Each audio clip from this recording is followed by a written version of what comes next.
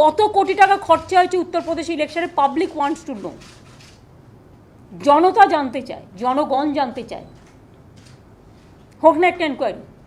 Even আমিও যদি করে থাকি আমার বিরুদ্ধেও অ্যাকশন হোক, সবার বিরুদ্ধেই যারা করেছে, হাজার হাজার কোটি টাকা। তার মানে কি আগামী দিন দেশে গণতন্ত্রে ক্ষমতায় আসতে গেলেও টাকার খেলা চলবে? ক্ষমতায় আসতে গেলেও অবিচারের খেলা চলবে? ক্ষমতায় আসতে গেলেও নানা রকম সব আগে থেকে ঠিক করে দেবে কে কী রায় দেবে? এটা তো ঠিক নয় না। কি করে বিজেপি পার্টি প্রেসিডেন্ট বলে দিচ্ছে একটা কোর্টের জাজমেন্ট কি, কোর্টের জাস্টিস কি রায় দেবে?